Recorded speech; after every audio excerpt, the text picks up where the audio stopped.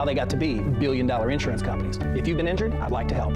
Spencer Callahan is the one to see. Call 387-2323. LA filing number 16-7969. WNXX Jackson, KNXX Donaldsonville, and WDGL HD2 Baton Rouge. This hour brought to you by Spencer Callahan Injury Lawyers. LA 21-12681. Offices in Baton Rouge. Now, The Hunt Palmer Show. Boy, does it smell good. You're listening to The Hunt Palmer Show, brought to you by Rouse's Supermarkets on 104.5 ESPN, Baton Rouge. That's good. Live from the Mercedes-Benz of Baton Rouge studio, this is Hunt Palmer.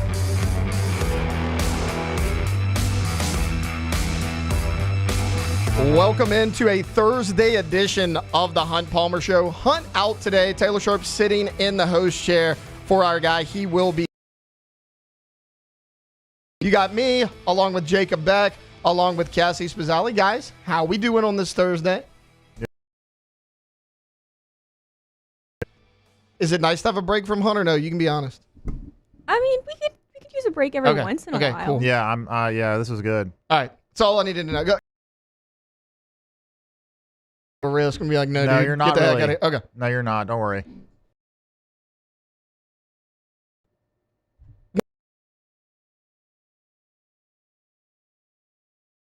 Ago, Ian Rappaport was the first to have it.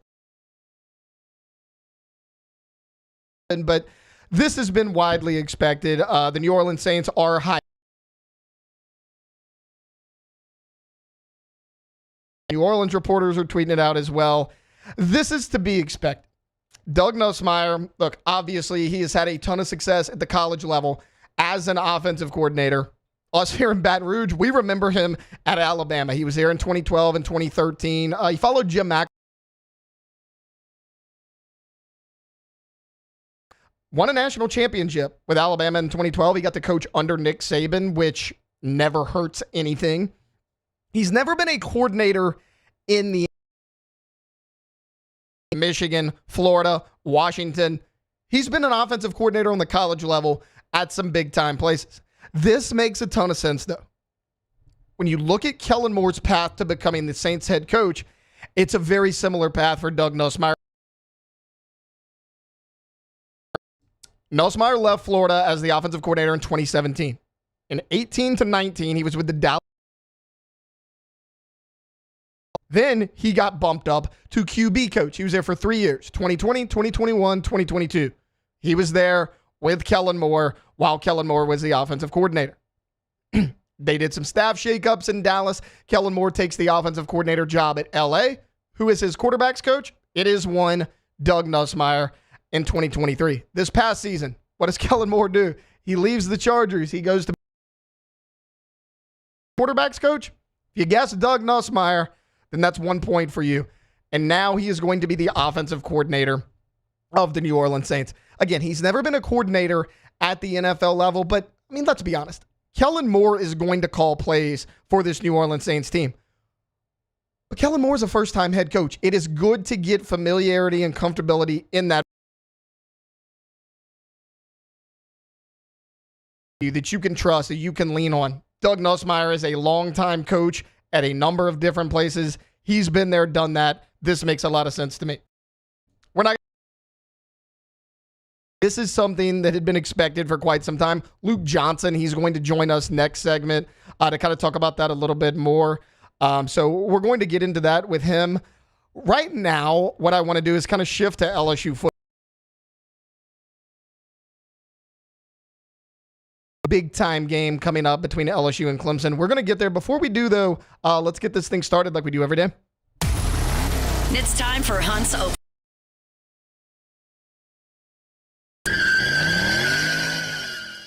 So ESPN.com asked some of its writers to pick a season-defining game for every preseason top 25 team. Most of them were rivalry games. Like, okay, Ohio State's is Michigan. Michigan's is Ohio State. Shocker. We'll throw that out right now. Oregon and Penn State, Oregon and Ohio State, all those games are tied in together, just like they were this past season. Chris Lowe was the writer to choose LSU's season-defining game.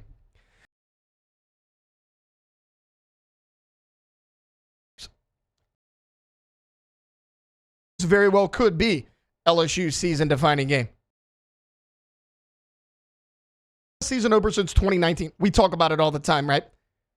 And as great as the 2019 team was, they opened with Georgia Southern. Now you're in prime time. Most of these games are Sunday night, and you are opening with top 10 teams every single year. I love playing Clemson. I do kind of wish it was week 2 because you've struggled so much. 2019 LSU. Everybody considers it the greatest college football team of all time. I am definitely not here to tell you any different. I think that is 100% true. But if you remember, they were in a 5-point game. That was week 2. Who's to say that if I think they still win that game, but the point is, the last and you played that marquee out-of-conference matchup week 2. I wish LSU would go back to that. It's not going to happen, though. But there are a number.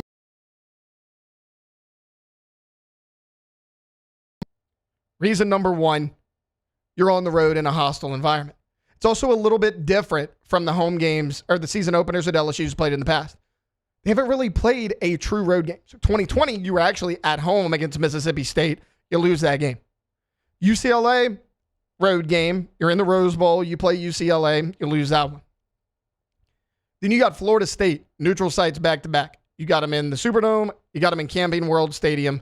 You lose both of those. You haven't really played a true road game outside of UCLA, but Clemson is an entirely different beast. You are going into a hostile environment. I mean, that is a really tough place to play. Look, I get it. We are the real Death Valley. We like to call Clemson Little Death Valley. It's hard to win there, though. Whatever you think about their nickname, who had it first, doesn't matter. It is hard to win there. Okay, Beck, since 2014, so the past 10 years of college football, Dabo Swinney has had 75 home games at Clemson.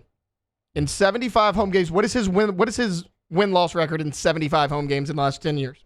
I'll say 55-20. Dabo Swinney is 70-5 in 75 home games over the last 10 years. Not close. No, just put that out there. But the reason you're not close, Beck, is because that's absurd. And actually, 2 of those losses were last year. So from 2014 to 2023, he had 3 losses at home. That is ridiculous. So you're going into a place, a hostile environment with a coach that has been there for a while. He has his culture the way he wants to, and he is almost unbeatable at home over the last 10 years. And you struggle really bad in opening games. Also, the amount of returning production for Clemson on offense. Clemson returns Antonio Williams, TJ Moore, and Bryant Wesco. Those 3 guys were Clemson's 3 leading receivers last season. They are all back.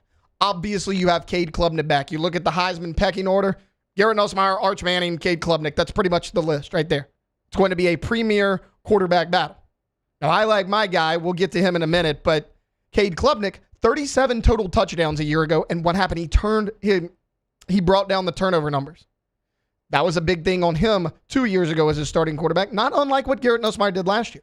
People said, hey, we love your aggressiveness. We love what we've seen from you. We know the talent's there. Can you limit the turnovers? He had single-digit turnovers last season.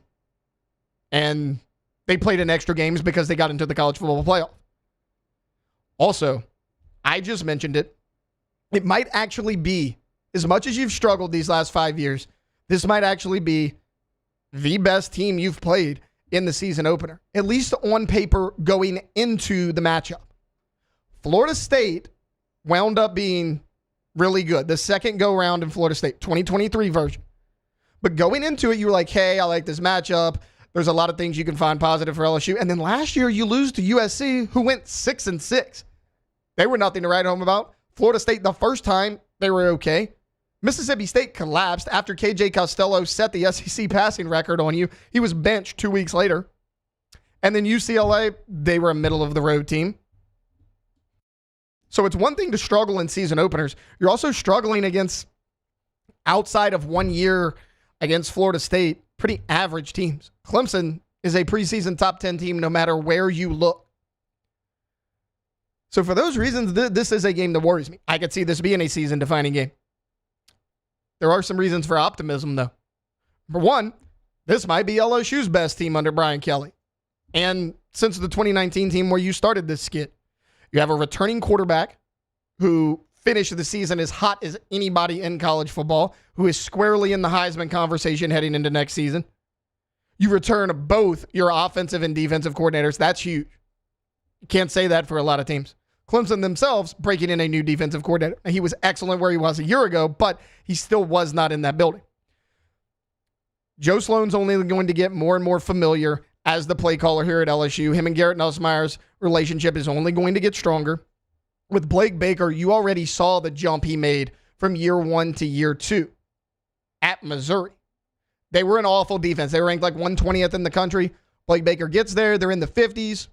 The next season, they're a top 25 defense. I don't see why you can't make the same jump here at LSU. LSU's defense was horrendous the last year under Matt House.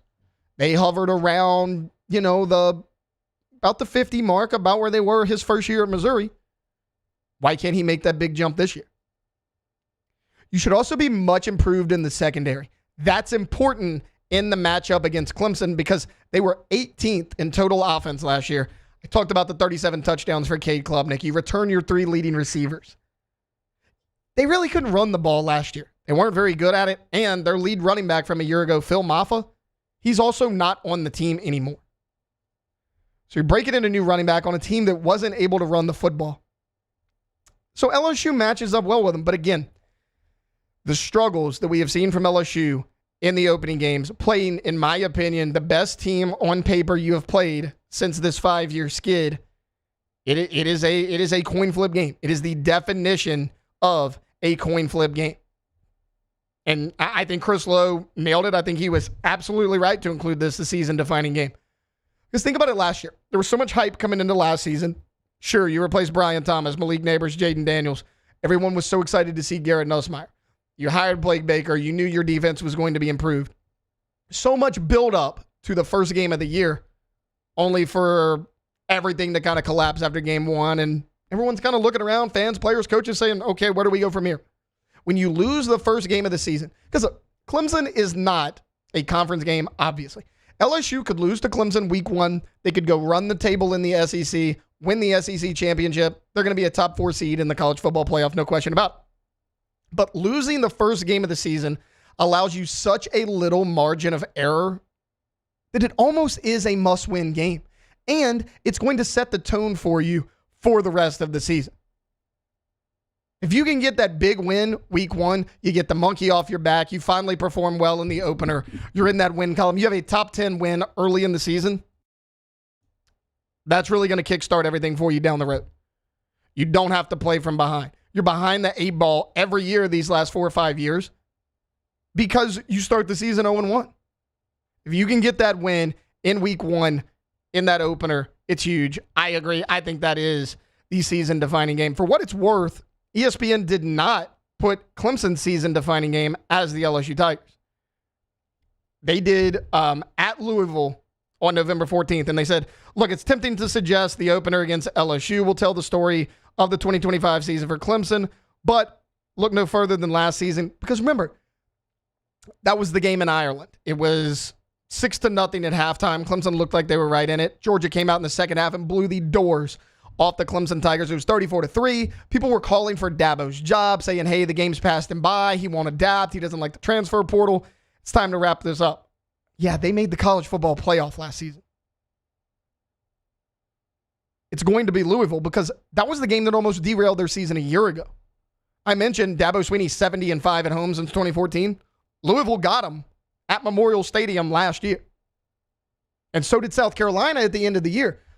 That's why Clemson was able to scoot in without winning the ACC championship. So while it might be the season-defining game for LSU, they don't believe it is for Clemson. I actually agree, though. I know you have tough games. I know you have to go on the road to Ole Miss. I know you have to go to Alabama. I know there are tough games on this schedule. You got to win the opener. We say it every single year, and we're going to keep repeating it. Me, everybody else on this station, until you get it done. I agree. I think the season-defining game is that opener for the LSU Tigers against Clemson on the road. All right, look, we're going to take a quick timeout. When we get back, we're going to take a deeper dive into this Doug Nusmeier hiring. Luke Johnson's going to hop on with us in his normal spot. We'll talk that. We'll talk Taysom Hill trade value. That's a hot topic right now. The future of Derek Carr in New Orleans. All that coming up on the other side here on the Hunt Palmer Show 104.5 ESPN Baton Rouge. The Hunt Palmer Show. One Bath and Closets, onebathandclosets.com. David Duvall and his team, 30 years, redesigning and remodeling bathrooms and closets. There are a lot of people who are not over the moon with their current home. Well, you can improve where you live. One Bath and Closets is happy to help you do that. Brand new customized closet, brand new bathroom, soup to nuts. They do the entire thing for you. You don't have to call 3 different contractors to get this entire thing done. No, you make one call to One Bath and Closets. They handle the entirety of it. Maybe you're not looking for something that extensive. Maybe you're looking for something like a tub to shower conversion. They can do that as well. You don't reuse that tub. They can take it out, put a glass walk-in shower in, changes the look of your bathroom, changes the functionality of your bathroom, adds value to your home. So if down the road you're looking to move on, that's an asset that you've got right there under your roof. If you're worried about paying for it, financing options are very much available for the folks over at One Bath and Closets. It starts with a free consultation, a questionnaire, and then a plan. They get it done and they do it right the first time and leave the competition behind. It's One Bath and Closets. You can check them out online at onebathandclosets.com. Need service now? Bayou Ford and Bayou Chrysler Dodge Jeep Ram can get you same-day appointments for service, and we offer pickup and delivery of your vehicle from New Orleans to Baton Rouge. If you need sales and service, the crew at Bayou Automotive is going to do right by you.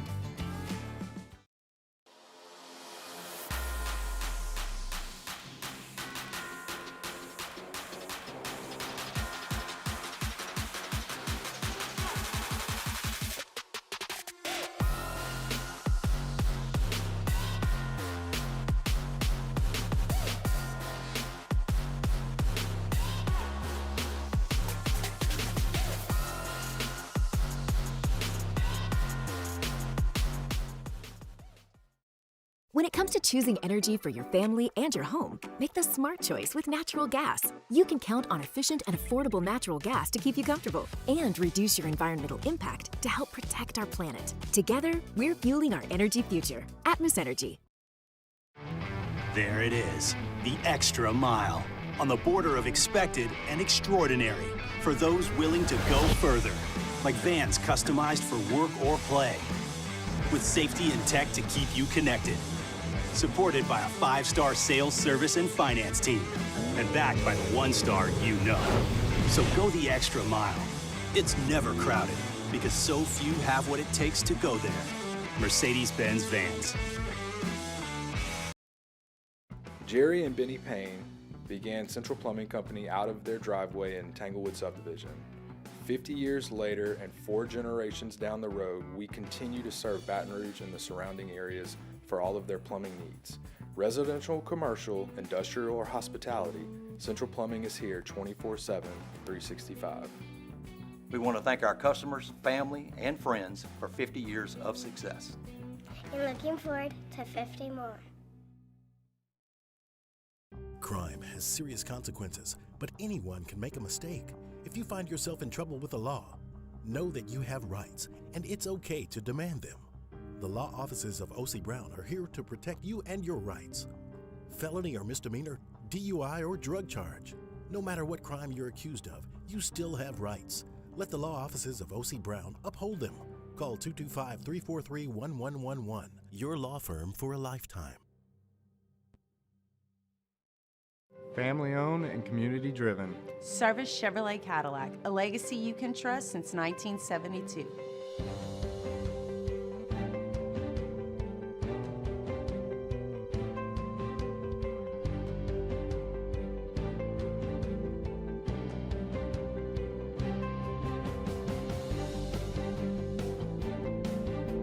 Service Chevrolet Cadillac. You're listening to The Hunt Palmer Show, brought to you by Rouse's Supermarkets.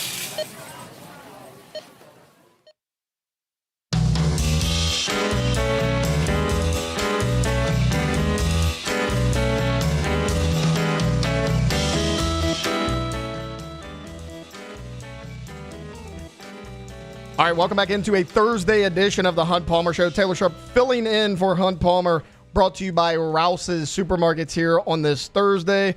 Hunt does it every Thursday about this time. We want to welcome in Luke Johnson from The Advocate. Luke, how are you today? I'm doing great, man. Thanks for having me on. Yeah, absolutely. And, you know, a couple hours ago, it was unofficially announced. So we got a little bit to talk about. Looks like the Saints are going to hire Doug Nusmeier as the offensive coordinator. This is something that everyone kind of expected for a while now. His ties to Kellen Moore, he's been with him multiple stops now. But what are kind of your overall thoughts on this move? Yeah, I think it makes a lot of sense. And really, when you think about it, like the Kellen Moore staff that we know so far, they're all young guys. Nussmeier is going to be the first one who's in his 50s on the staff. So I think having a guy with a lot of experience, even though not a lot of NFL coaching experience, he's just been around the game for a long time, will help.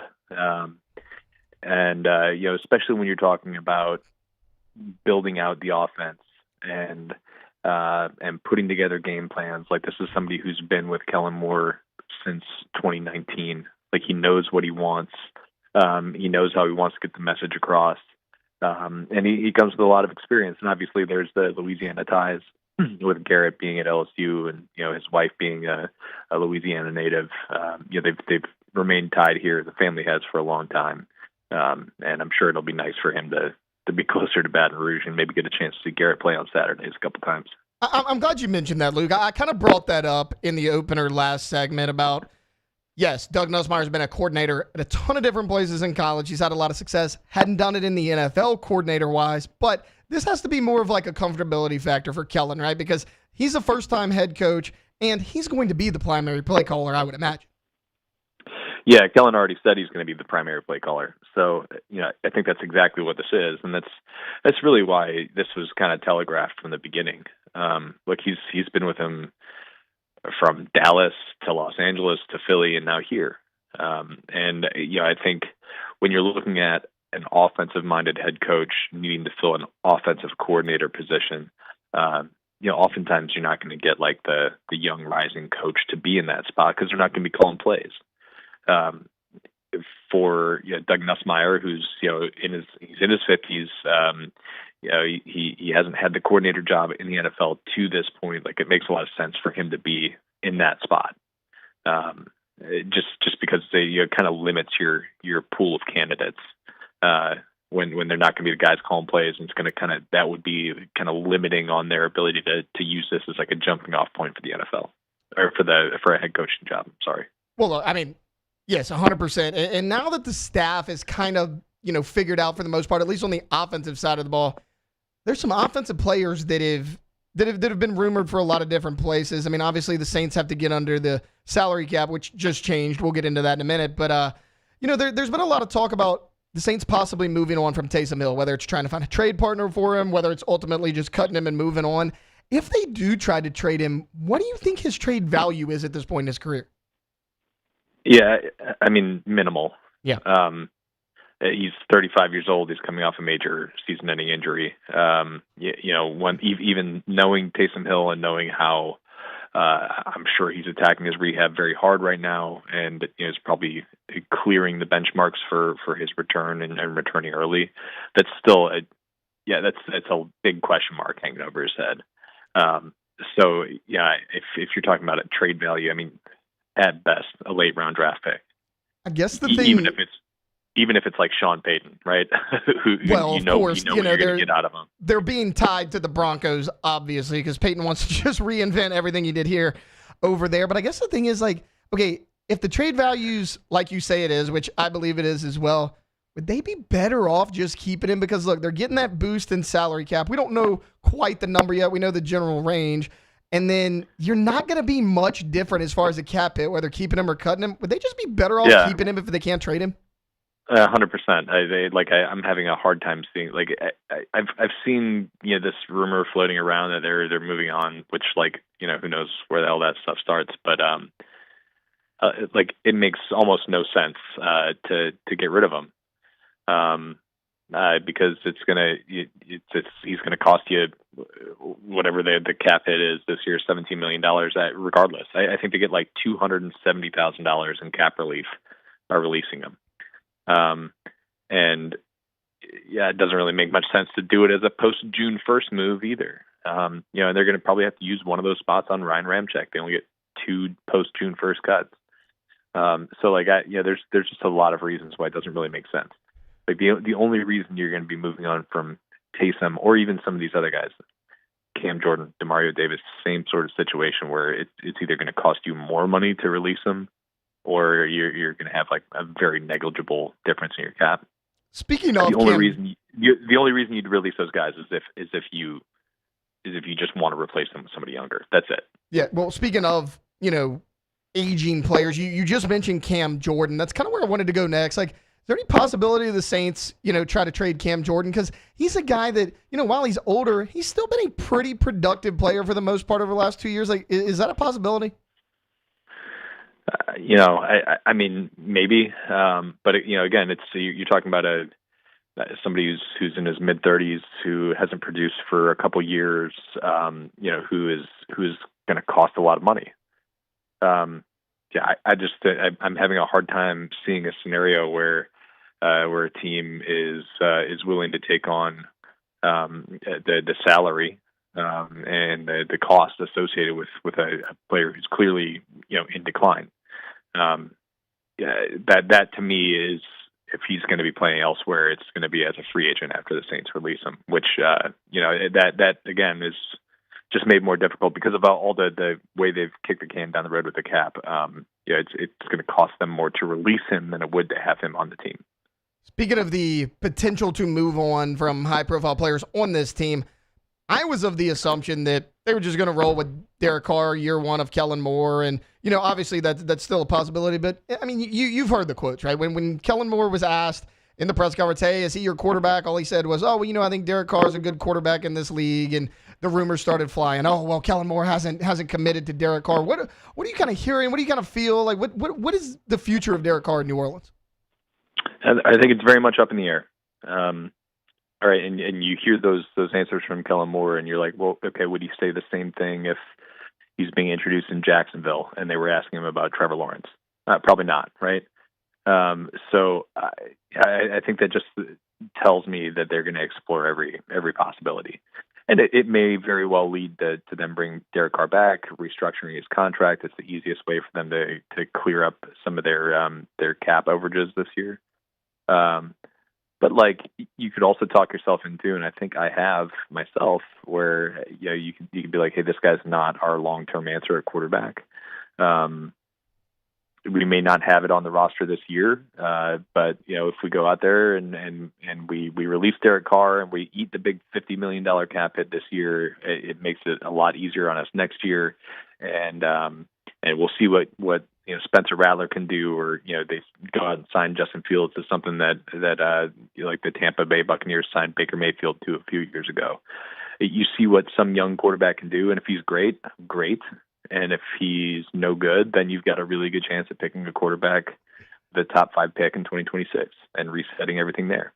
But like, if he's not your guy, and he's not going to be your guy, and you don't really have the guy behind him that you're fully confident in, like, what's the point in keeping him around?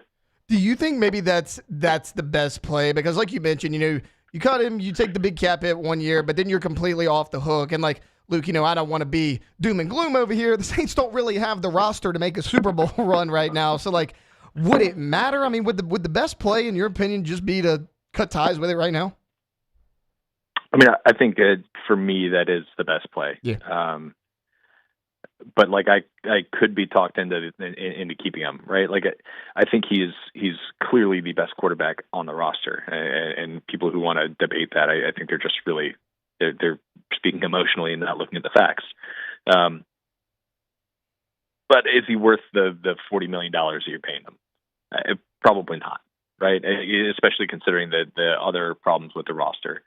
So I think, to me, if you are able to get yourself in a more healthy cap situation in 2026, if you're able to see what Spencer Rattler can do, maybe he's really good, maybe he's not. I think either way, the answer is okay, because it's a good quarterback class in 2026, or at least it looks like one right now.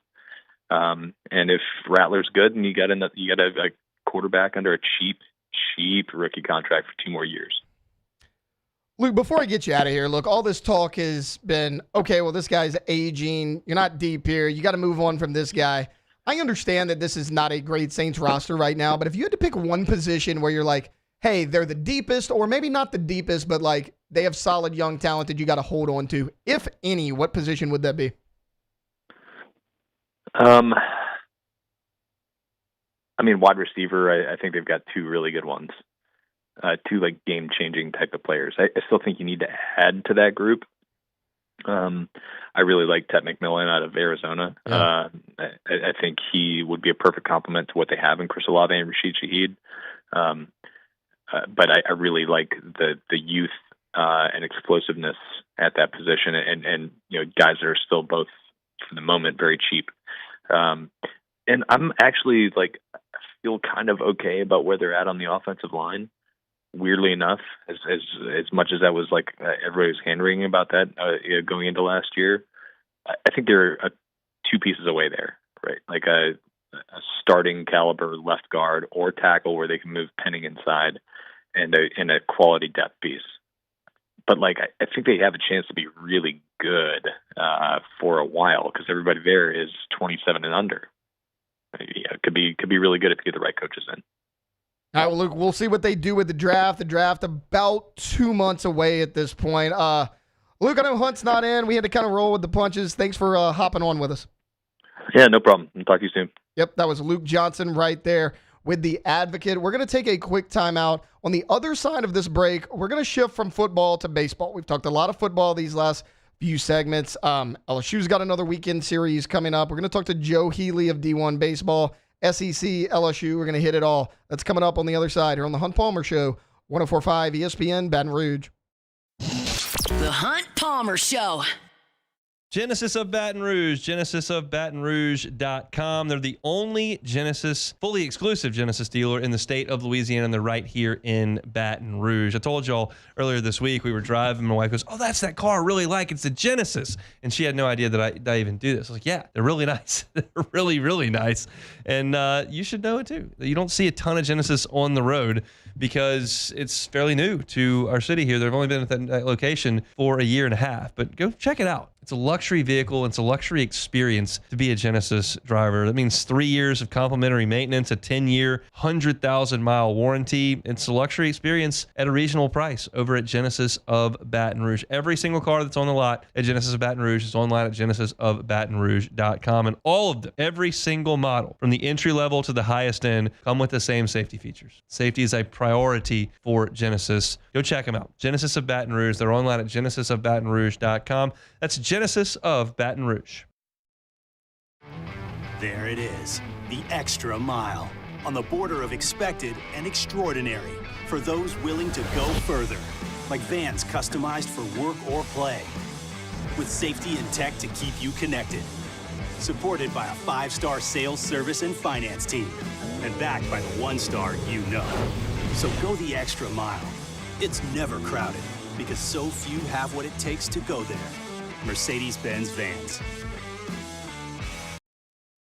Jerry and Benny Payne began Central Plumbing Company out of their driveway in Tanglewood Subdivision. 50 years later and 4 generations down the road, we continue to serve Baton Rouge and the surrounding areas for all of their plumbing needs. Residential, commercial, industrial, or hospitality, Central Plumbing is here 24/7, 365. We want to thank our customers, family, and friends for 50 years of success. And looking forward to 50 more.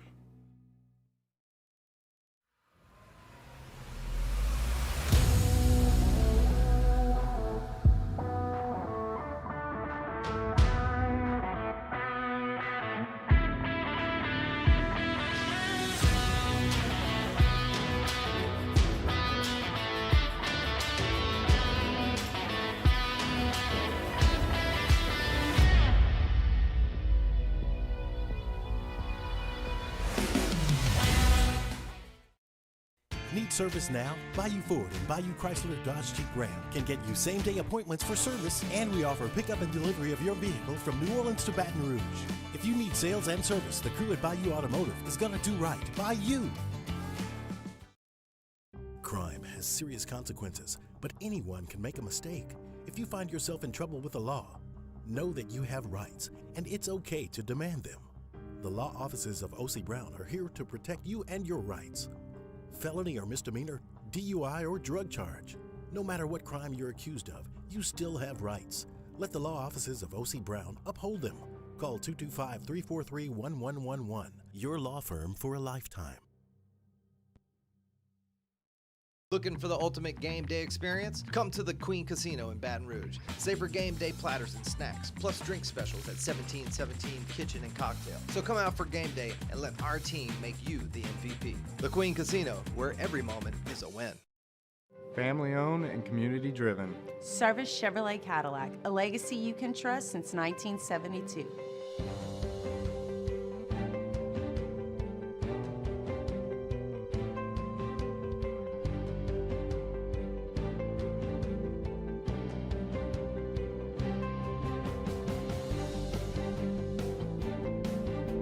Service Chevrolet. This is the Hunt Palmer Show, brought to you by Rouse's Supermarkets.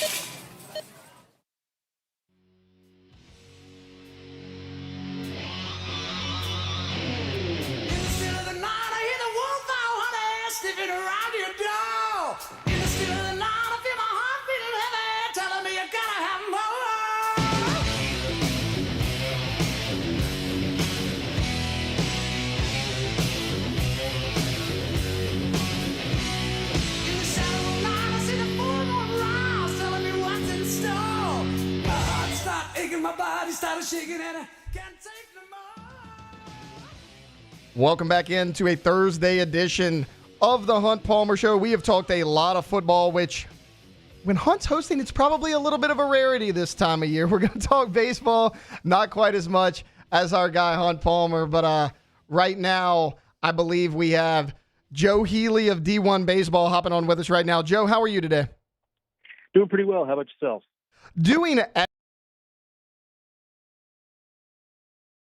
baseball last night. And you guys' latest top 25, 9 SEC teams in the top 25, 4 of the top 5 teams in the country. So I guess at least at this point in the season, is this the best baseball conference in America? Yeah, I think so. I think it's been that way for maybe the last 3 to 4 years, maybe a little bit longer. Teams in the SEC national champions, they're on a streak of that now. You look at the number. You look at every measure, and yeah, SEC is a cut above. Now, I will say the ACC, is the second best conference, and I'm not necessarily. It has improved itself, and we saw it last year with there being 4 ACC teams in addition to 4 SEC teams in Omaha. So, elevating their baseball programs and have decided, hey, we can do that too. It's still SEC on top and then everybody else. You're talking about the SEC being kind of a step above everybody else. And, okay, LSU looked dominant this weekend, who we'll, of course, get to. And then, all these teams had good weekends. But every poll I look at, whether it's you guys at D1 Baseball, whether it's anybody, seems to have Texas A&M at the top of their rankings. What is it about the Aggies coming into this year that has everybody so excited? It's just a really complete roster. I mean, you can look at anybody else we have in the top 5, top 10, and you can nitpick something along the way, right? Like LSU's leaning on some young players, right, that we're not quite sure what to expect from them. You can say a lot of the same things about Tennessee, but Texas A&M is the one team where you can look around and you're not really sure where they're weak, right? They have maybe the best player in the country in Jay Laviolette. They have a lineup that returned a whole bunch from a team that was 1 game away from winning a national title last season. They got an ace back in Ryan Prager, who in pretty much any other year in college baseball history probably signs as an early round draft pick, but I'm presuming some NIL money got involved there, got him back to Texas A&M, and so he's as accomplished an ace as there is in college baseball, and their bullpen is full of guys who are prospects and throw really hard and have good stuff. And so, look, anything can happen. It's college baseball, but right now that is the one complete roster in the country, and that's Texas A&M. There's obviously, I mentioned it, like 4 of the top 5 teams in y'all's rankings are SEC teams. There's 9 in the top 25 we just talked about. Is there an SEC team, at least coming into the year, that you think, hey, that team may be a little bit under the radar? I could see them surprising some people. Yeah, I think it's Auburn. In part because that coaching staff has done such a good job with that program that I just have a hard time imagining 2 straight years where that team is underwhelming in the way they were last year. And they had some bad injury luck last year, too. That was part of it. But, they've got high-end players. Ike Irish is one of the best catchers in the country. Cooper McMurray at first base is one of the best veteran power bats in the country. And they brought in a freshman class of pitchers. I like LSU's overall class better, but if you just separate out the pitchers, Auburn's class is right there with what LSU brought in on the mound in their freshman class. So they've obviously, it's a tough road in the SEC. Everyone has a tough road in the SEC, and there are going to be more talented teams than Auburn, but that program's been so consistent under Butch Thompson and his staff that I have to imagine a bounce back is coming. Joe Healy of D1 Baseball joining us right now. Joe, want to narrow our focus from the SEC to LSU, of course, our team here in Baton Rouge. Look, folks around here, as you can imagine, incredibly excited about this baseball team. They have walked 3 batters in their first 4 games total with everybody combined. As far as LSU goes, what kind of squad do you think Jay Johnson has this year? Really strong. I mean, that's no surprise. Really talented. We're just going to have to wait a little while to really know beyond that exactly what we have. We ranked them in the top 5 for a reason. We believe in that talent. Some of it is unproven. Some of it is really young. But we just really believe in the talent. But again, like this weekend series against Omaha is probably not going to tell us much more than we learned last weekend against Purdue-Fort Wayne. They have a tournament coming up in Frisco the weekend after that, and the competition gets a little bit stiffer there. So I think that's when we really start to learn some things about this team. But look, understanding the competition level was what it was last weekend, there were a lot of things to like. You mentioned the strike throwing. That's a bare minimum against a team like that. That lineup at Purdue-Fort Wayne and Omaha this weekend, that lineup can't really hurt you. So just throw strikes, just pound the zone and work through it.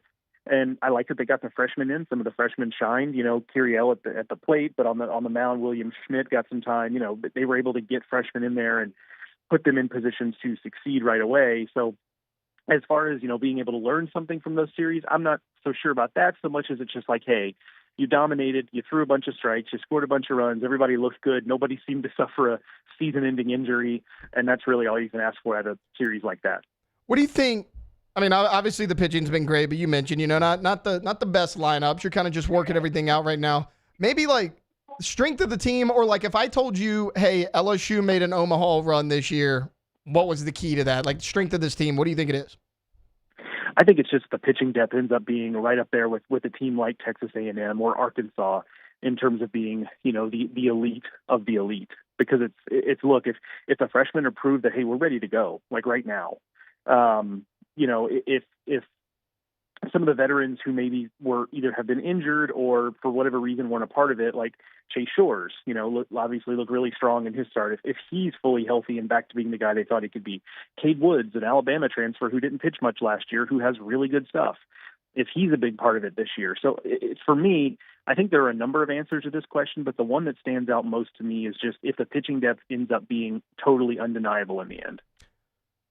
Look, we talked about it. Purdue-Fort Wayne, your midweek's not ever going to tell you much, really, if anything at all. You have Omaha this weekend, but coming up, LSU's going to actually take a trip out to Dallas Baptist. They're going to play those guys who's a top 25 team. What do you want to see from the Tigers against DBU? Yeah, for there, it's going to be I want to see the offense against some of the power arms that DBU has, because DBU is one of the mid-major programs around the country that is going to have power conference pitching stuff. Sometimes they don't have all of the pitchability or the specific roles locked down, but in terms of stuff, they're going to have plenty of it, and they're a program that really gets up for their games against powerhouse teams like LSU. So you're going to get a punch in the mouth from them, and it's just a matter of, for LSU, can you absorb that punch and can you swing back and land your own haymaker? So I think that's going to be a big one for just what does LSU do when they're in a game where, hey, these guys are pretty talented too, and if we don't play well, we could lose this game. I mean, the first 2 weekends, they can make all kinds of mistakes. Now, they haven't, but they could make all kinds of mistakes and still win those series. It'll be a little bit different when they take on DBU and then they play in that tournament in Frisco. Those are games where we're going to really learn, okay, when your back is a little bit against the wall or when you've got a team there that can match you a little bit at certain positions, what are you going to be able to do? So I want to see the bats against the DBU arms, but I also just want to see how does LSU deal with a team that can beat them versus the ones they've seen so far, which is like you have kind of to squint to figure out any sort of way in which LSU loses those games. Joe, before I get you out of here, look, we saw all the top teams this weekend. So many teams look dominant, but okay, give me a week one overreaction. It can be positive or negative. Does not have to be SEC, just week one overreaction. Virginia's offense maybe not as good as we thought it was going to be. They had just that's their bread and butter. Last year was an excellent lineup, but it felt like maybe they had a couple guys in their lineup last year that overperformed what expectations are, and maybe some of those guys are coming back down to earth. Now, it's an overreaction for a reason. I don't know if I totally believe that, but they didn't swing the bats well last weekend as the number 2 team in the country in the tournament they played in Puerto Rico. I expected a lot more from their offense, and their pitching is probably the weaker part of their game, but it was actually what lifted them up last weekend. I don't think that's sustainable for them. I don't think they're going to continue to be the number 2 team in the country if they don't swing the bats a lot better than they did last weekend. Joe Healy of D1 Baseball. Joe, thanks for hopping on with us today. Appreciate it. Talk to you soon. Yep, absolutely. That was Joe Healy right there of D1 Baseball. Interestingly enough, I mentioned that there were 4 of the top 5 teams in college baseball from the SEC. He gave me a week 1 overreaction that Virginia may be slipping out of there soon. That's the only SEC team that is not in the top 5. We can get us an all SEC top 5. That would really tell us something. Look, we know what SEC is in football, obviously. We've seen them in basketball. I mean, as good as they are at baseball right now, this is the best the SEC has maybe ever been, at least in my lifetime, in basketball as far as top to bottom goes. You're going to be dominant in football, in basketball, and in baseball. Best conferences in the country. That is just really impressive for the SEC as a whole. All right, we're going to take a quick timeout. When we get back, we're going to continue our discussion of LSU baseball. No game from last night to recap, but we'll still talk about maybe give you my thoughts on that game cancellation and maybe some hockey coming to the city of New Orleans. We'll talk about that on the way back here on the Hunt Palmer Show, 104.5 ESPN Baton Rouge. The Hunt Palmer Show. Audio Video Security Solutions, AVSSLA.com is the website. Mitchell Fisher and his local team are fantastic to work with, and they do a number of things. I talk to you about security systems all the time. They handled ours. If you're looking to get a security system at your business or at your home that's complete with all the cameras, the apps, everything that's got you set up at the top of a button, they can do that for you. They can also help you out with your outdoor entertainment space. If this is the time of year where you love to get out back when it's a little bit cooler, light the fire, listen to some tunes, or watch TV in the outdoor area, Mitchell Fisher and his team at Audio Video Security Solutions can help you out with all of that. They can supply the television. They can supply all of the equipment. Their install at the Palmer House was just painless and easy, and the customer service afterward has been great. They can do simple things like I talked about mounting the television. They can also do complex things as well. So give them a call or just check them out online, avssla.com. It's Audio Video Security Solutions. At Bayou Automotive, we believe in a sales process that puts you first. We want you to experience an easy purchase with clear pricing and great service. Let Bayou Ford and Bayou Chrysler Dodge Jeep Ram be your trusted partners in finding your perfect vehicle. The crew at Bayou Automotive is going to do right by you.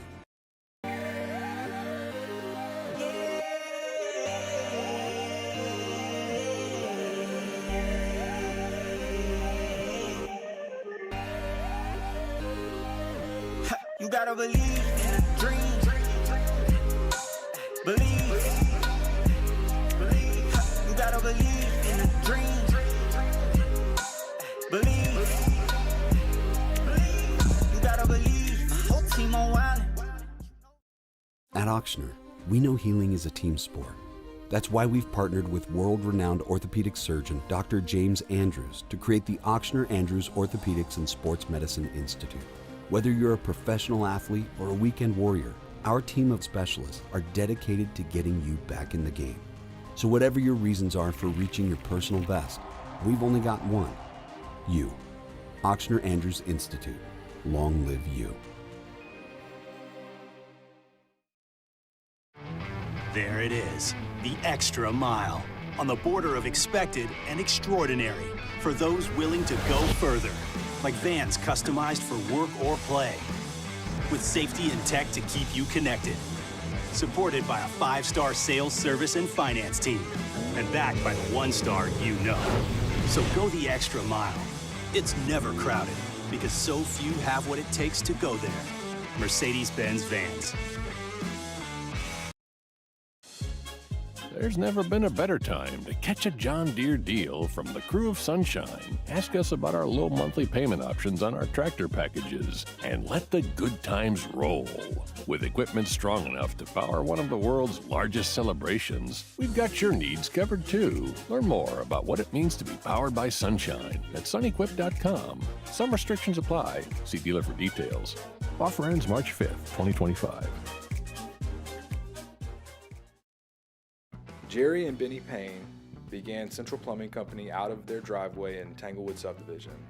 50 years later and 4 generations down the road, we continue to serve Baton Rouge and the surrounding areas for all of their plumbing needs. Residential, commercial, industrial, or hospitality, Central Plumbing is here 24/7, 365. We want to thank our customers, family, and friends for 50 years of success. And looking forward to 50 more. Looking for the ultimate game day experience? Come to the Queen Casino in Baton Rouge. Wall-to-wall TVs mean you'll see every touchdown in HD. Place your bets and feel the thrill of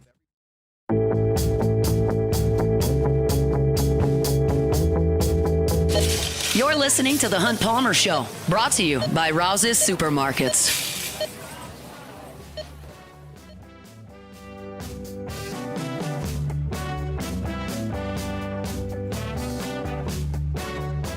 Welcome back into a Thursday edition of the Hunt Palmer Show. Taylor Sharper with you. Great bump music last segment, Beck. Little White Snake. I don't know who picked that one. Yeah, that was you. You picked it. Cassie picked this one for anyone wondering. No, she didn't. Well, it's indirectly her fault because she would not make a decision, so we had to go with the generic bump music. We'll get it. She'll redeem herself. We got a whole other hour to go, guys. She had selected one, but I picked one, but you said that it was. We deemed it overplayed. Yeah, we deemed it a little bit overplayed. So I got to think of something more unique. Just a little. Just a tad. She wanted to play "Living on a Prayer" by Journey. Okay. Full disclosure. I mean, by Bon Jovi. Journey. Whatever. Bon Jovi. Love that song. It's just need a little bit more. Just a little bit more from you, Cassie. All right. Look, this is your warm-up hour. Okay. Consider it. Look, Put me on the spot. I have a break to think of something else. You're right. You do. I was hoping that we were going to have an LSU baseball recap segment today. It's really what I wanted to lead the show with. But Beck, were you cold coming into work today? Yes. Did you come in? Yes. Cassie, were you cold coming into work today? Oh, I was freezing. Did you skip any of your classes because you're cold? I was so close to skipping my class, but I felt like it was pointless because I had to come here anyway. So I was like, might as well just go to class. Well, if you were close to skipping, then you were almost a member of the LSU baseball team. Obviously, guys, I'm being a little tongue in cheek, but they canceled the game yesterday. They were supposed to be out in Thibodeau against the Nichols Colonels for what they called extreme cold. Now, you can laugh about that a little bit. Look, I get it. It's early in the season. What are you actually going to learn from playing a game against Nichols? They've actually are going to reschedule that. They're hoping to play that this coming Monday, actually, after the weekend series. So they're going to play 2 midweek games this weekend, which is what they were supposed to do this week. I normally don't care about midweek cancellations. The reason I care a little bit more about this one is simply because you lose innings. Now, I know what you're thinking. Whatever, it's Nichols. I totally get that. Still haven't seen Gavin Guidry this year. You're going to see Gavin Guidry. Look, he's been on the team for 3 years now. I get it. Also, I really want to see Blaze Priester behind the plate starting a game. He's played in every game so far. He has not started a game yet. Nichols would have been the perfect time to get him in there because, look, I still think your catcher position is still very much up in the air.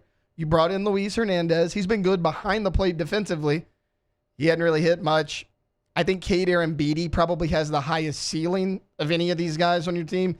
He hadn't hit. His defense hadn't been good enough so far to make up for that. And then Priester, he's been inconsistent as well. I think the catcher position is still very much up for grabs. Again, I think Hernandez, obviously your most experienced guy. Arambidi may have the highest floor, but I really wanted to see Priester get a start behind the plate, even if it is against somebody like Nichols, just to see how he handles a full game of work. But look, they're going to be fine. You'll likely see a run rule this weekend against Omaha. So again, you're limiting some of the innings for maybe Guidry because you obviously want to get all the solid arms you saw last weekend back in the weekend rotation again this weekend against Omaha. So a little bit they're going to have to work through there, but they're going to be fine. It's Nichols. They're making up the game next Monday. Did want to have a little bit of fun, though, because you see it say, we canceled this game for extreme cold.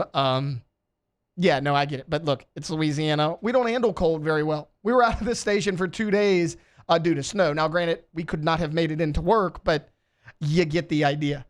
Guys, quick answer from both of you. We only have about a minute left.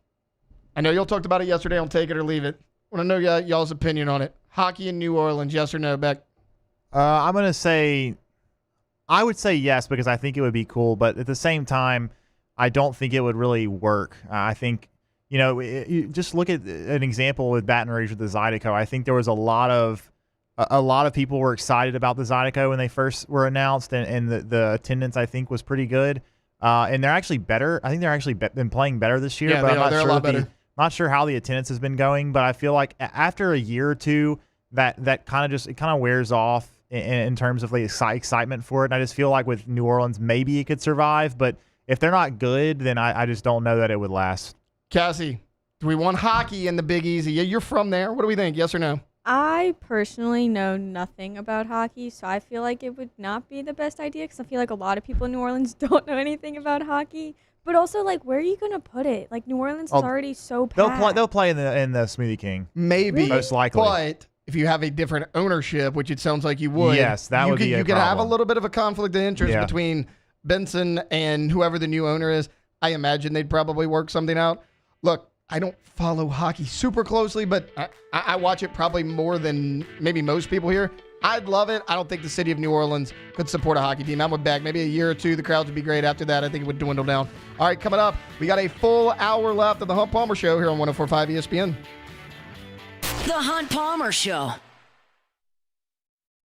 At Bayou Automotive, we believe in a sales process that puts you first. We want you to experience an easy purchase with clear pricing and great service. Let Bayou Ford and Bayou Chrysler Dodge Jeep Ram be your trusted partners in finding your perfect vehicle. The crew at Bayou Automotive is going to do right by you.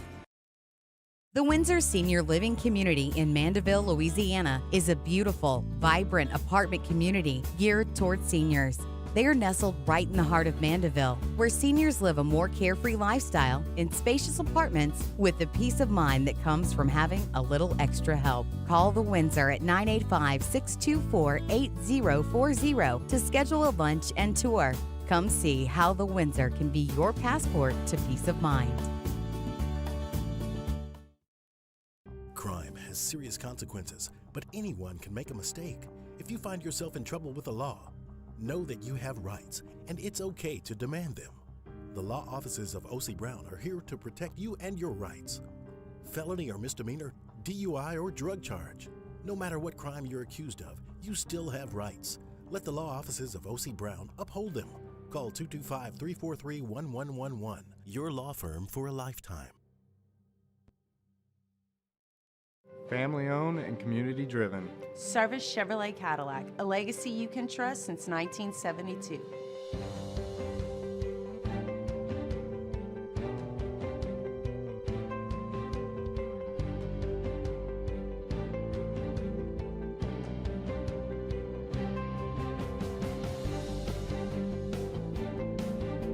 Service Chevrolet Cadillac, our family serving your family. For over 50 years. Jerry and Benny Payne began Central Plumbing Company out of their driveway in Tanglewood subdivision. 50 years later and 4 generations down the road, we continue to serve Baton Rouge and the surrounding areas for all of their plumbing needs. Residential, commercial, industrial, or hospitality, Central Plumbing is here 24/7, 365. We want to thank our customers, family, and friends for 50 years of success. And looking forward to 50 more. At Auctioner, we know healing is a team sport. That's why we've partnered with world-renowned orthopedic surgeon Dr. James Andrews to create the Auctioner Andrews Orthopedics and Sports Medicine Institute. Whether you're a professional athlete or a weekend warrior, our team of specialists are dedicated to getting you back in the game. So whatever your reasons are for reaching your personal best, we've only got one: you. Auctioner Andrews Institute. Long live you.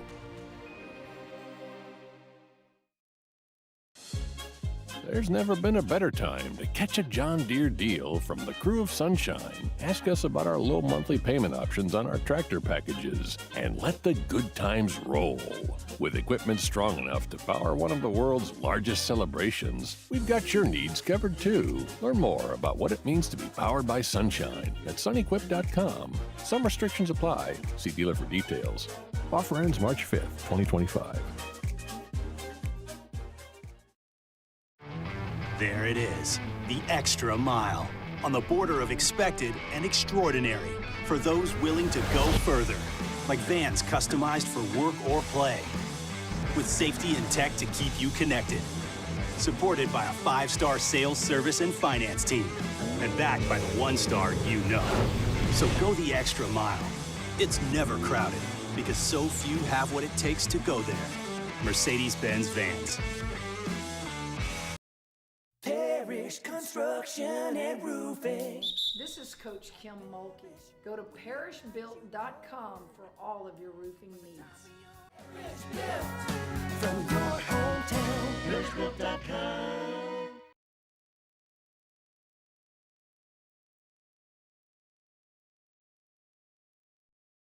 This is SportsCenter.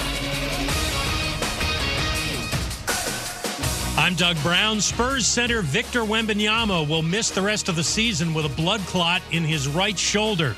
ESPN's Shams Charania. The Spurs right now believe that this is an isolated condition, that there's one form of a blood clot in that right shoulder of his that will sideline him for the remainder of the season. The hope, obviously, is that there's no spread, that there's nothing more here. Right now, the team is optimistic Wembanyama will make a full recovery in time for the new season in the fall. Anthony Davis of the Mavericks will miss at least 2 more weeks with a left groin strain.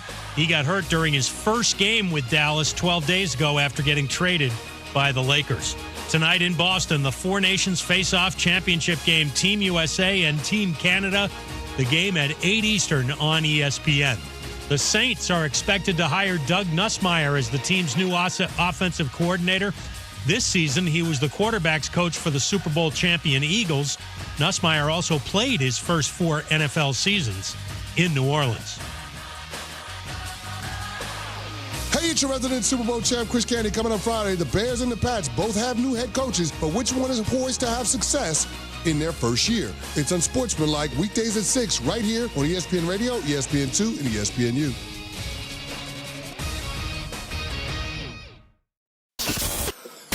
Now, The Hunt Palmer Show. Boy, does it smell good. You're listening to The Hunt Palmer Show, brought to you by Rouse's Supermarkets on 104.5 ESPN, Baton Rouge. That's good. Live from the Mercedes-Benz of Baton Rouge studio, this is Hunt Palmer.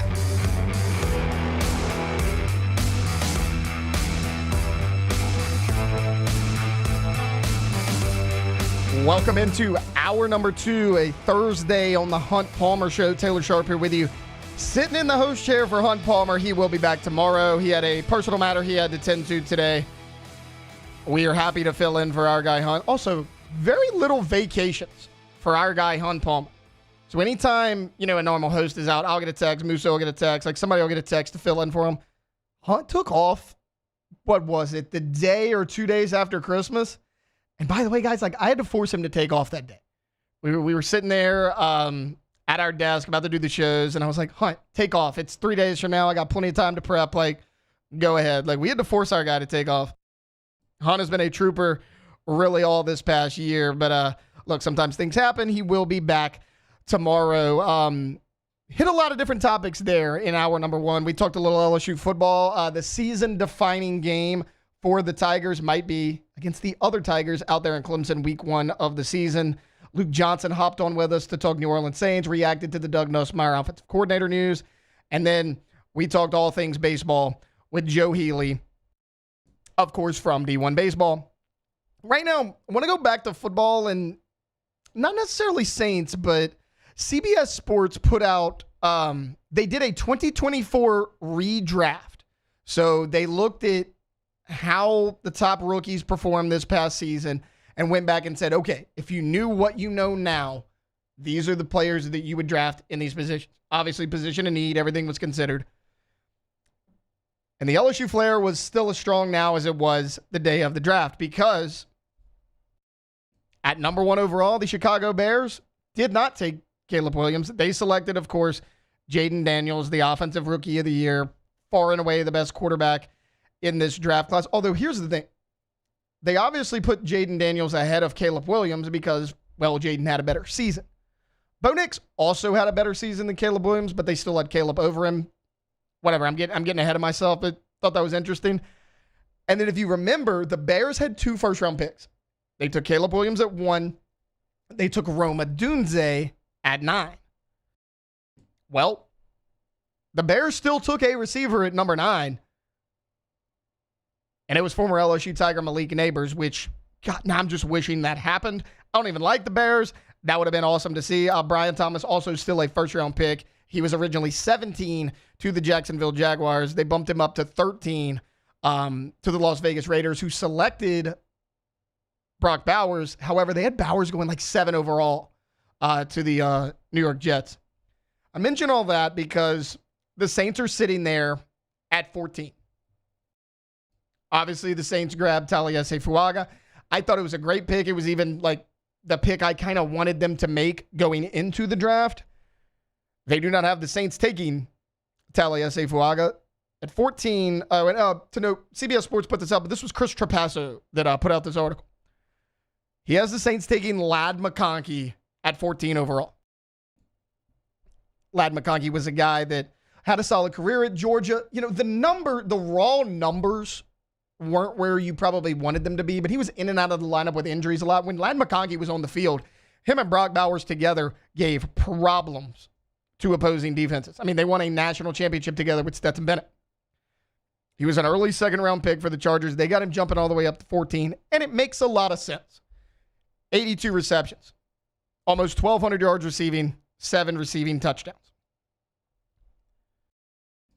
He was excellent for the Chargers this past season. I absolutely hate this mock redraft spot, at least for the New Orleans Saints. You couldn't do this. Did you need a receiver? Yes, 100%. You had Olave, because you signed Marquez Valdez-Scantling, who did some really nice things for you.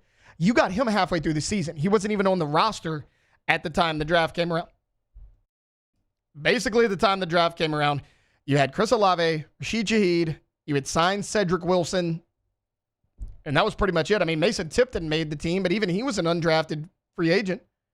He wasn't even in your building at the time this draft started. You had to go offensive line in round 1, though. You had to. I just mentioned picking Taliesin Fuaga. I thought it was a great pick because Fuaga played a lot of right tackle. He was projected highly as a guard. I thought he had the potential to play left tackle. He ultimately did last season. I thought he performed well for a rookie overall. But, I mean, the Saints struggled mightily on the offensive line. And I get it. You had a ton of injuries. Fuaga missed a few games. Lucas Patrick missed a number of games. Your starting O-line, when everyone was healthy last season, was left to right, Taliesin Fuaga, Lucas Patrick, Eric McCoy, Cesar Ruiz, and Trevor Penning. A lot of young guys on that team. Fuaga, I think, is going to be really good. Eric McCoy is great. Outside of that, you have a journeyman in Lucas Patrick, a first-round pick that everyone's ready to move on from in Cesar Ruiz, and another first-round pick that everyone's super disappointed in Trevor Penning. Now, imagine that group without Taliesin Fuaga. He was very steady as an offensive lineman his first year. Again, a rookie left tackle. Also, go look at the receivers that were drafted or that were still there when you had your second-round pick. Because that's where I had more of an issue. Look, Kool-Aid McKinstry did some solid things. You ultimately traded Marshawn Lattimore, so it wound up not being bad. But at the time, it was a lot more of a head-scratcher that you picked a corner round 2 and not a receiver in that round. Here's who you could have had receiver-wise round 2 in last year's draft. A.D. Mitchell, Jalen McMillan from Washington, who had a really good year with the Tampa Bay Buccaneers. I mean, Tampa was winning games, and it was really Baker Mayfield throwing to like undrafted guys, but Jalen McMillan really rose to the occasion. I mean, Chris Godwin went down for the year. Obviously, Mike Evans came back from that injury, but he was out for a number of weeks. Jalen McMillan was the number one option. Luke McCaffrey was out there. He did some solid things at times with Jaden Daniels and the Washington Commanders. All of those guys were available when you were picking at 3. And actually, McMillan and McCaffrey went in round 3. A.D. Mitchell was the only one of those 3 I just named that was actually in round 2. So you had solid options there at round 2 when you were picking a receiver. Offensive line was a bigger need. Also, there was not a ton of solid free agent offensive linemen out there. I mean, we talked about it a ton, whether it was on this show, whether it was on OTB. I'm sure Matt talked about it on AFR. There was not a ton of free agent options out there last year as far as O-line goes. Also, the reason you picked Fuaga was because of his versatility that I just talked about. You could play him at tackle. You could play him at either tackle position. You can play him at either guard position. Because basically, going into the draft, if you asked a lot of people, myself included, I would have said the Saints have Eric McCoy at center. All the other 4 positions on the offensive line are up for grabs. I think you need a guy for every one of those spots. They signed Lucas Patrick as a free agent. He was a serviceable starter. Cesar Ruiz, did some good, did some bad. That's kind of the story of Cesar Ruiz's career. Trevor Penning was a lot better at right tackle than he was left tackle, left guard, which is where you tried to play him last year. But, I still think Patrick, Ruiz, Penning, all those spots are still up for grabs. So why did you draft Fuaga? Because you needed help on all the offensive line positions. He could play all the offensive line positions. And you have your stalwart at center in Eric McCoy. Also, interesting to note as far as this redraft goes. I mentioned that, Jaden was number 1 overall. Caleb was actually 2. One of the few teams that CBS believes actually nailed their draft pick and went with the original pick that they had was the Los Angeles Chargers. They stick with Joe Alt in this mock redraft that Chris Trapasso put out there. However, I mentioned that the Saints did not take Fuaga. The Jets did not take Olu Fashanu. He was still on the board. Troy Fatanu from Washington. Joe Alt was the only offensive tackle that was drafted in the first round of this redraft. Dominic Pooney went to the Vikings, but he was an interior offensive lineman. And Zach Frazier went to the Bucs. If you remember, Zach Frazier drafted Graham Barton to be their starting center, who I actually thought did well, but they have him taking Zach Frazier, who is also an interior offensive lineman. So Joe Alt was the only offensive tackle taken in this redraft, and they still don't have the Saints or the Jets taking an offensive lineman. That right there was a little bit head-scratching to me, because if you're telling me, oh, well, the Saints have a chance to redo the draft, not only do they not redraft Fuaga, which I thought was a good pick, they also had their pick of Troy Fatanu, of Olu Fashanu, which were guys that were linked to this team. Basically, outside of Joe Alt, they had their pick of offensive tackle at 14, and you're telling me they should not have taken any of those guys? I can't get behind that. Again, I loved Ladd McConkey in college. I loved him coming into the draft. I thought he could be a solid receiver, and he did a lot of really nice things for the Los Angeles Chargers. You couldn't go receiver number 14 overall. It's not like this year where you're like, hey, this roster's bad. It doesn't really matter. You can almost go best available. We had Luke on. He mentioned Teteroa McMillan, and that's a guy that has been linked to the Saints in a number of mock drafts. Last year was pretty much cut and dry. Hey, you go O-lineman round 1, and then receiver, D-line, DB round 2. That's pretty much it. You knew they were going offensive line. Again, I like McConkey. I'm actually much happier with the Saints taking Taliesin Fuaga, still knowing what I know now because they have so much struggles there. Again, you have Olave. You have Rashid Shaheed. Your problem wasn't you didn't have any weapons at receiver. It was you didn't have anybody behind Olave and Rashid Shaheed. And once both of them went down with injury, I mean, Cedric Wilson was a start. I mean, you had to go sign Marquez Valdez-Scantling like I was talking about a minute ago. He was kind of your only consistent guy at receiver after Olave and Shaheed went down. But with Olave and Shaheed, all you need was that solid third piece. You can go out there and draft a number 1 receiver. I'm not sure Chris Olave is a bona fide number 1 receiver. He's put up good numbers. But if you think there's a guy out there that can be your number 1, absolutely go get him. If the Saints go wide receiver this year, in the upcoming draft, I'm perfectly okay with it. But last year, you had to have an offensive line. I mean, again, I laid it out. Fuaga, Patrick, McCoy, Ruiz, Penning. Take Fuaga out of that, who outside of McCoy was probably your second best offensive lineman a year ago. You're in even more trouble than you were already in. And with Carr going down, I don't know how much that stud first-round receiver would have helped you a year ago. Also, I was looking at this. The Dallas Cowboys picking up Bucky Irving in round 1 hurts my heart, guys. Because Bucky Irving, coming out of college at Oregon, he was a guy I talked about a lot. He was my favorite running back in last year's draft class. Now, he fell to like round 4. Tampa Bay made an excellent decision. They were like, hey, look, Rachaad White is a solid back. He's not great. We want to pick up Bucky Irving. Bucky Irving was a top 10 running back in the NFL last year, regardless, rookie or not, across the board, top 10 running back. And I think he's going to be able to be that for the foreseeable future. And Dallas decided to roll with Rico Dowdle, but that's another time and another story. All right, look, we're going to take a timeout. On the other side of this, we're going to be joined by the voice of your LSU Fighting Tigers, Chris Blair, his weekly segment at 2:15. We're going to talk about LSU basketball, and since he's kind of making that transition from basketball to baseball, we'll transition into a little bit of baseball questions as well. That's coming up on the other side. You're on a Thursday edition of the Hunt Palmer Show, brought to you by Rouse's Market. We'll be back. You're on 104.5 ESPN Baton Rouge. The Hunt Palmer Show. There it is, the extra mile, on the border of expected and extraordinary, for those willing to go further, like vans customized for work or play, with safety and tech to keep you connected, supported by a 5-star sales, service, and finance team, and backed by the 1-star you know. So go the extra mile. It's never crowded, because so few have what it takes to go there. Mercedes-Benz Vans.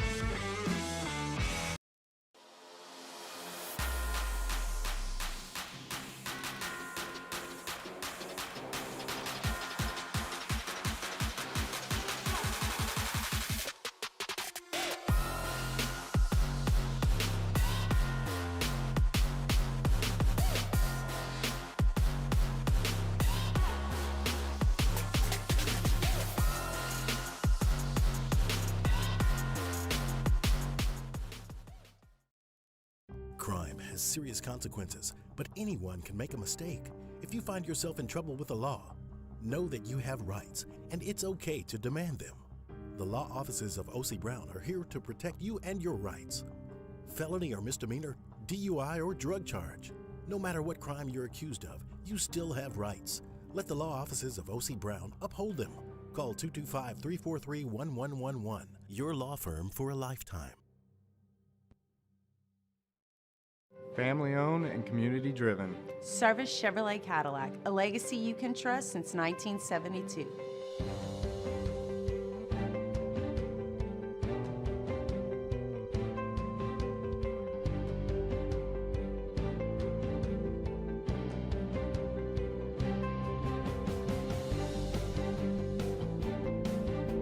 Service Chevrolet Cadillac, our family serving your family. For over 50 years. At Auctioner, we know healing is a team sport. That's why we've partnered with world-renowned orthopedic surgeon Dr. James Andrews to create the Auctioner Andrews Orthopedics and Sports Medicine Institute. Whether you're a professional athlete or a weekend warrior, our team of specialists are dedicated to getting you back in the game. So whatever your reasons are for reaching your personal best, we've only got one. You. Auctioner Andrews Institute. Long live you.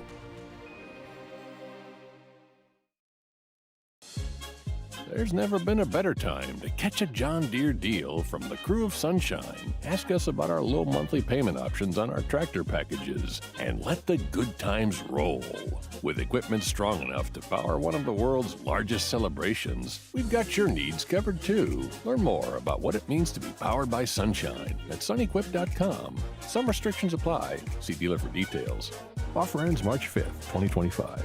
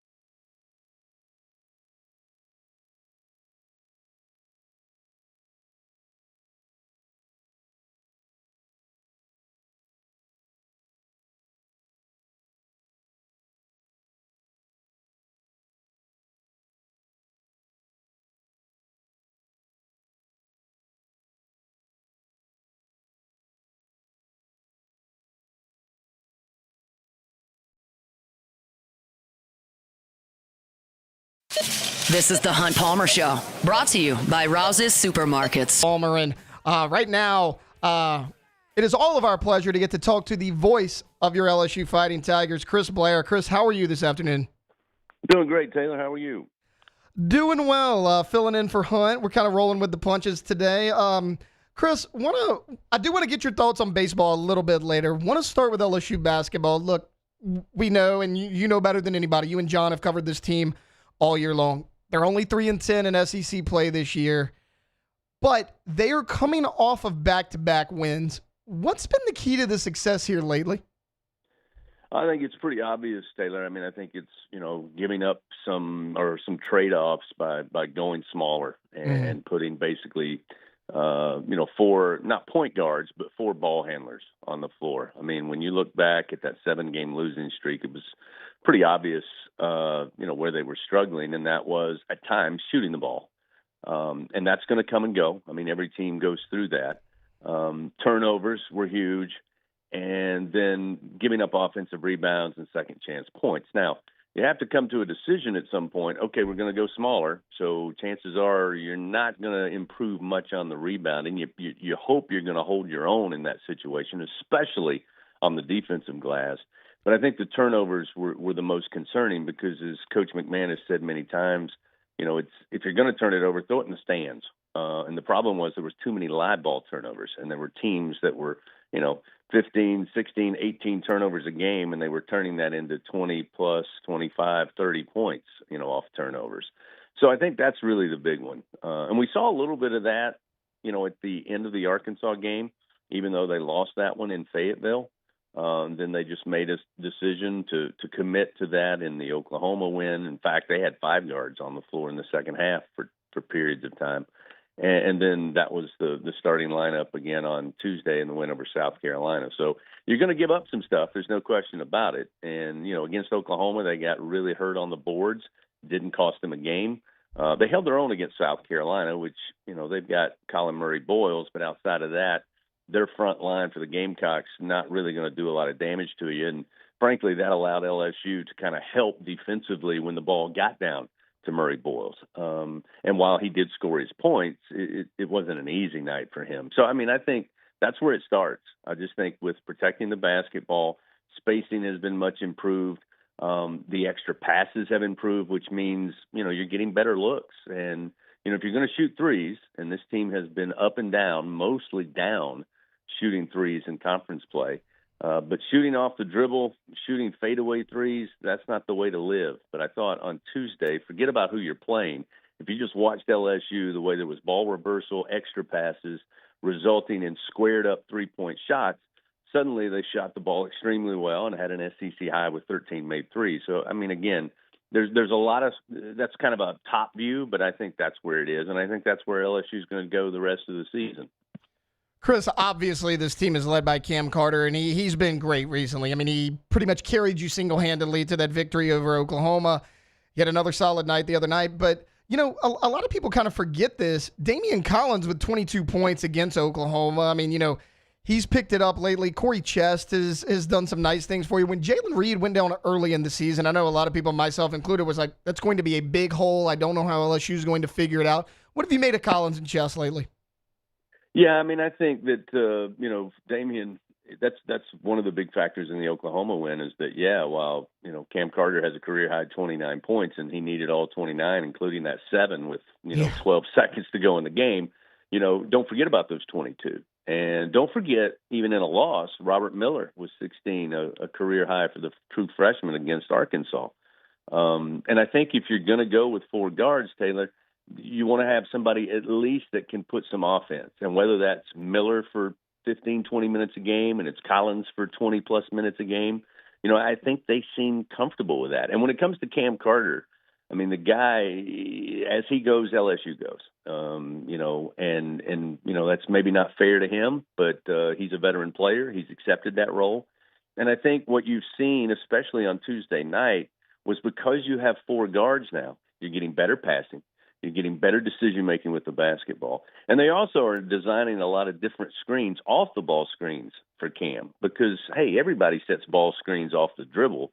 And every team in the SEC knows, hey, when Carter gets the ball out top, somebody's coming to screen. He's going to go left or right, and he's going to either drive or shoot the ball. But if you're setting screens off the ball for Cam, that allows him, as he did Tuesday, to kind of troll around the baseline, go from corner to corner and wing to wing. It gave him a much better look at catching and shooting, 10 toes to the basket, and usually an open look. And again, I think that is a byproduct of going with a perimeter-based offense. Chris, look, they had Oklahoma and South Carolina these past few games, and they're obviously not the cream of the crop of the SEC, but it's SEC nonetheless. LSU's going to step up in competition, to say the least. They got the Florida Gators on Saturday. What's your kind of initial thoughts on that one? How can the Tigers have some success? I think Florida, for my money, I think the best two teams in the SEC are Auburn and Florida, and that's no slight to Alabama. I just think when you look at Auburn, I was checking the SEC stats in league play, and they're top 5 in everything. Everything that adds up to winning, Florida's there, and Auburn as well, and Alabama's there. But I just think when you look at the lineup, even without Condon, who I know was in a boot earlier this week, I don't know if there's what the availability report says today as far as his ability to go tomorrow, but you got to kind of think he's not going to play. But Florida, there's just not a whole lot of weaknesses. But I will say this, if you're going to ride and die with a 4-guard set and you're playing better ball and you're reducing your turnovers, and you go back and you look at how LSU played against Auburn, the number 1 team then and the number 1 team now inside the Maravich Center, and even though Auburn pulled away late because Janai Broome took over, that was a competitive game. They lost by 7 to Alabama in Tuscaloosa. That's a rarity, not just for this year's team, for any LSU team at Coleman Coliseum. So I know the competition the last 2 games are not gangbusters, but I like that if you're just playing better and you're maximizing your strengths, which I think LSU is doing now, anything can happen. Otherwise, if you don't think there's a chance to win, and I'm talking from the fans' perspective, then I don't know why we play the games. And that's why we play them, because it's done on the court. And I think this lineup and the way they're playing now is the best chance. Now, I talked to Matt last night, and, he mentioned the fact that, hey, we're going to go with the 4-guard start, and then we're going to see how much trade-off we have to give, and then we'll adjust. And we may go to, Damian or Robert and Corey, for sections of that game if the glass is really going away from our, benefit. But yeah, there's no doubt about it. I think, the rest of the regular season with 5 games remaining starting tomorrow, you're probably going to be looking at ranked teams in the top 25, and that's just the way it is this year in SEC basketball. But I like LSU's chances, and I'll say this. Accuse me of having purple and gold lenses. That's fine. I don't care. The truth of the matter is LSU's got a better chance doing what they've done over the last 2.5 games than they would have what they were doing 2 weeks ago. Yeah, absolutely. I totally agree with you. Chris Blair joining us right now, voice of your Fighting Tigers, LSU Sports Radio Network. Chris, before I get you out of here, look, I know you've been in 1,000 different places with the overlap of basketball and baseball. I know that is your favorite time of year, but I want to get your thoughts on this baseball team before I get you out of here. Maybe your early thoughts. What have you liked so far? Well, I just like the numbers, and it starts with the pitching staff. You're not going to be knocked over by, Purdue, Fort Wayne. No disrespect to the Mastodons. Southern, of course, 10-run rule on Tuesday. I understand that. That's not in Texas A&M. That's not Tennessee. That's not Arkansas. But when you talk about smothering a strike zone, there's no arguing. You still have to throw strikes. Doesn't matter if you're holding a broomstick. If your opponent's holding a broomstick at the plate, you still got to throw it over the plate. And to me, those numbers play and from this pitching staff. And we haven't seen everybody yet, which is the other mind-boggling thing in this whole situation. But what we've seen so far, my goodness, 54 strikeouts to 3 walks in 4 games. Those numbers play. They play against Purdue, Fort Wayne. They play against Southern. They'll play against A&M. They'll play against Tennessee. And they'll play against the Yankees, for that matter. So from that standpoint, everybody stays healthy, and they get the rotation where they want it to be, which I don't think we're there yet for Coach Jay. They're going to be fine. Offensively, they put up a ton of runs. They've hit the ball well. Again, they haven't seen the SEC pitching. I understand that. But when you've got that many guys that are just fighting to get at bats and fighting to get innings in the field, from an offensive standpoint, when you look at the win on Friday on opening day, where they put up those numbers without a single home run, that's different. That's different from last year's LSU team. And really and truthfully, that's different from the 23 national championship team. There's more weapons for Jay to use offensively. You've seen a little more aggressive style on the base pads. You've seen a little more hit and run. You've got speed up and down the lineup. You got a little more power up and down the lineup. There's a reason the expectations are high. But I also think that's the reason everybody's excited about this year's baseball team. As I asked earlier this morning if I thought the expectations were higher or lower. Well, first off, it's LSU baseball, so the expectations are never lower. But I think even going into the 23 season, it was, we want to be in Omaha. We want to play for a national championship. I think this year the expectations are actually even higher, just simply because you look at what Jay did in his first year in 2022. I thought they overachieved. They certainly overachieved in 23. I thought he also last year, after losing that lineup from the title team, overachieved. And so now you've got all this talent that are fighting. I mean, you've got to make decisions every single day, who you're going to put in the outfield, who you're going to put around the infield. You've got plenty of options behind the plate catching. And then we already talked about pitching. So I think the sky is the limit. And right now, based on what I've seen, the expectations should be high and the excitement should be high. Chris Blair, LSU Sports Radio Network. Chris, thanks so much for your time today. You got it, Taylor. All right, wanted to get his thoughts. He is a wealth of knowledge. No one knows LSU athletics better than our guy, Chris Blair. All right, look, we're going to take a quick timeout. When we get back, Athlon Sports put out an early 2025 SEC strength of schedule. They ranked the strength of schedules from easiest to hardest. I'm going to tell you where your 2025 LSU Tigers may rank on that list. That's coming up on the other side here on the Hunt Palmer Show, 104.5 ESPN Baton Rouge. The Hunt Palmer Show. Highland Insurance Group, HighlandIG.com is the website. Property and casualty or group employee benefits. Your one-stop shop for all things insurance is, of course, the Highland Insurance Group. If you're a business owner and you don't have a great relationship with your insurance broker, they're just the guy who came with the lowest premium number, that's one way to handle it, but it might not be the best way, especially when something happens. Whether it's a hurricane or a car accident or a cyber breach or a lawsuit or an injury. When that happens, you're going to need your insurance to respond. And if you only have the insurance in place because it was the cheapest one, it may not. Jonathan Carver and his team can be a trusted advisor and a part of your team as a business to make sure that your business continues to run even if the event happens. Give them a call or check them out online, HighlandIG.com. They're right here in Baton Rouge, but they can help you out statewide. It's Jonathan Carver and his team at the Highland Insurance Group. They're online at HighlandIG.com. There's never been a better time to catch a John Deere deal from the crew of Sunshine. Ask us about our low monthly payment options on our tractor packages and let the good times roll. With equipment strong enough to power one of the world's largest celebrations, we've got your needs covered too. Learn more about what it means to be powered by Sunshine at sunequip.com. Some restrictions apply. See dealer for details. Offer ends March 5th, 2025.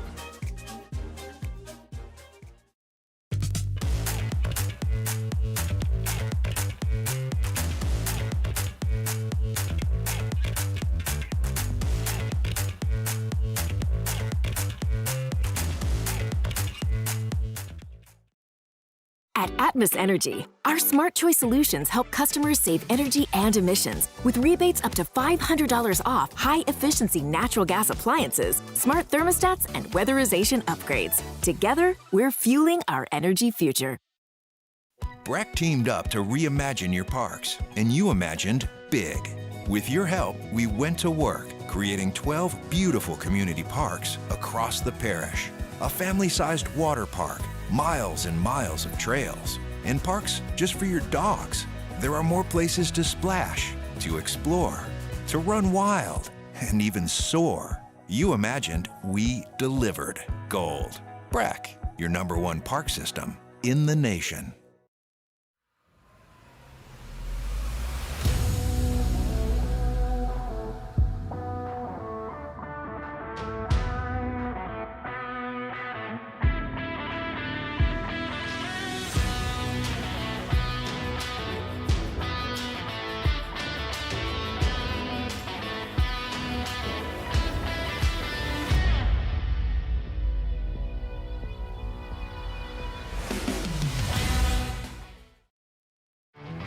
There it is, the extra mile, on the border of expected and extraordinary, for those willing to go further, like vans customized for work or play, with safety and tech to keep you connected.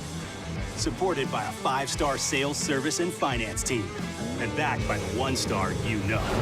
So go the extra mile. It's never crowded, because so few have what it takes to go there. Mercedes-Benz Vans.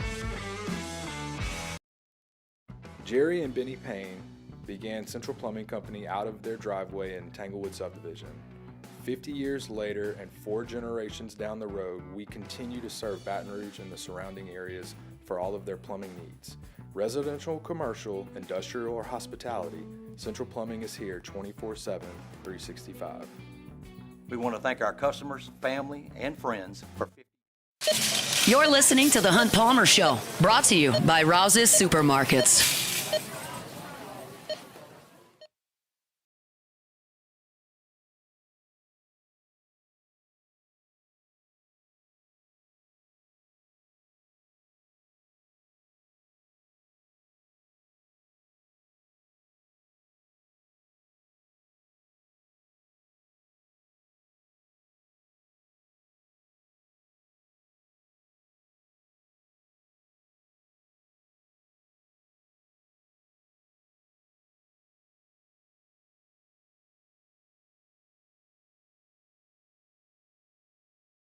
.25 SEC strength of schedule ranking for all 16 SEC teams. And how they did this was, so they went from easiest to hardest. So if you're ranked first, you have the easiest schedule in the SEC. For what it's worth, the Missouri Tigers, number 1 on that list, easiest schedule in the SEC. I don't know if Missouri has paid off the scheduling gods or just played their cards right, because we said this about Missouri last year and how easy their strength of schedule was a year ago. I remembered it being pretty easy, so I wanted to pull it up. Okay, I don't care about their out of conference. They played UMass, Murray State, Buffalo, don't care. Boston College, doesn't matter to me. What did we hear all year long about Missouri? We don't know whether or not this team's good or not. And here's why. Their first SEC game was at home against Vanderbilt, which, if you watch that game, Vanderbilt should have won that game. They had the chance to kick the field goal with no time left. It was like a 42-yarder, shanked it, went into overtime. Missouri ultimately won that game. They go on the road to play Texas A&M. One of their 3, they played 3 good teams last year. They lost to Texas A&M 41-10. Then they come back home. Their next SEC game against Auburn, who was very bad last year.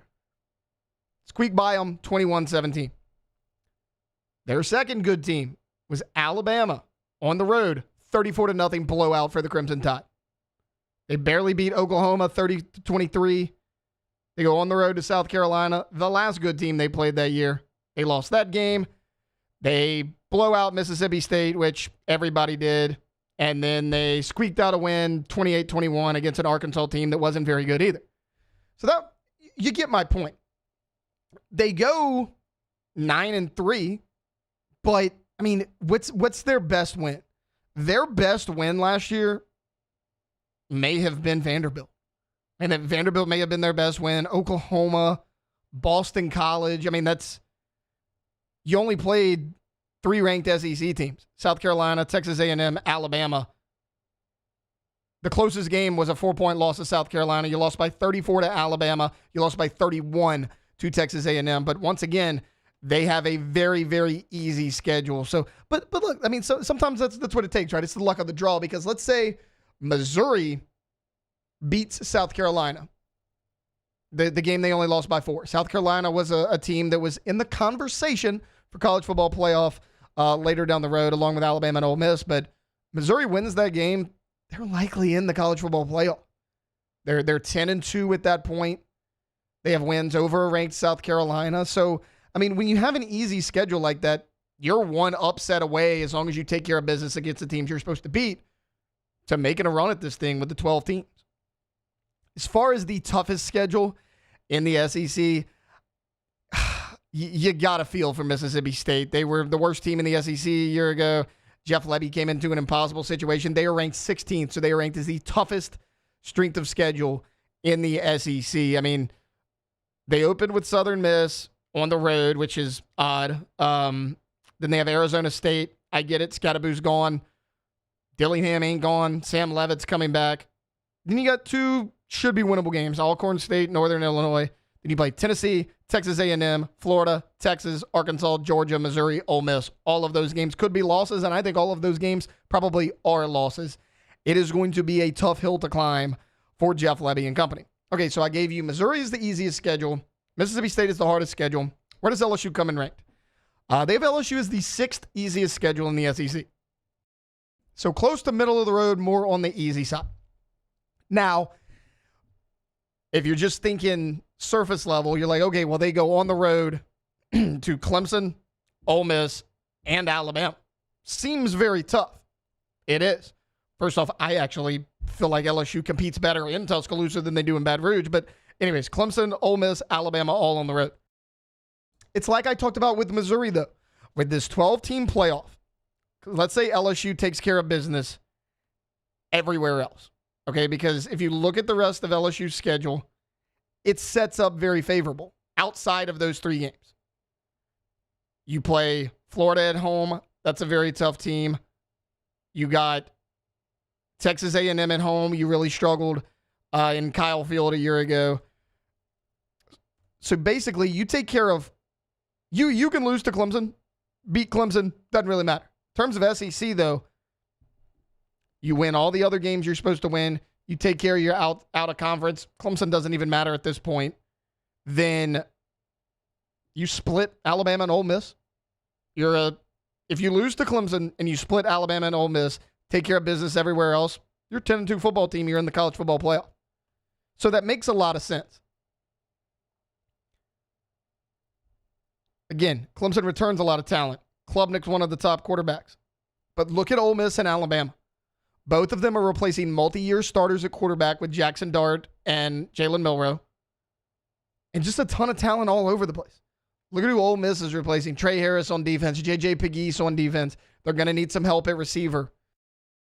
Justice Haynes entered the transfer portal for Alabama. Outside of Ryan Williams, and this has really been the past 2 or 3 years for Alabama. Their receiving core has not been up to the Alabama standard. And outside of Ryan Williams, not to say that you don't have talent there, because it's Alabama, you're always going to have talent. It's unproven talent at this point. And again, a year ago, look at the games you lost. Look at the games you struggled at. You lost to Florida on the road. You lost to A&M on the road. You beat South Carolina by the skin of your teeth on the road.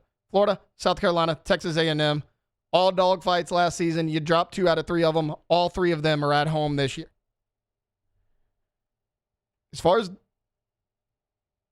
schedules go, I mean, look, you never want to have Ole Miss and Alabama on the road in the same season. However, I think both of those teams take a slight step back from this year than they did a year ago. But overall, I mean, you got to think LSU made out okay schedule-wise. Because again, all the other games are tough. Your out of conference outside of Clemson is not bad at all.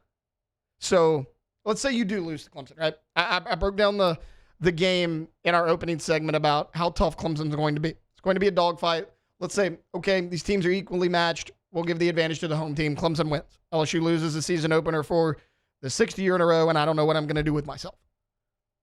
Take care of business everywhere else. You beat Ole Miss on the road.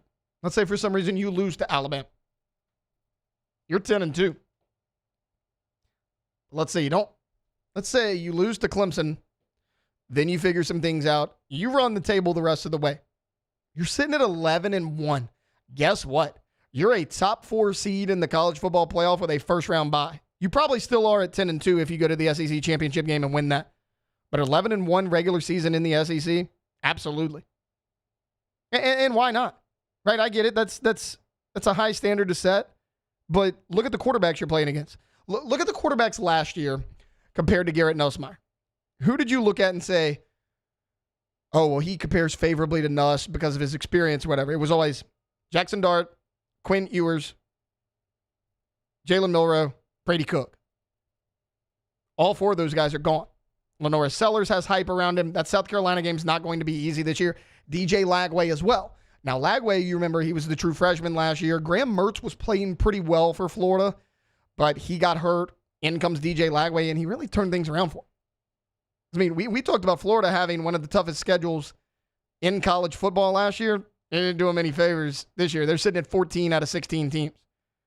So as much as the SEC football gods seem to like Missouri scheduling-wise, they kind of feel the opposite about Florida. They got no use for those guys.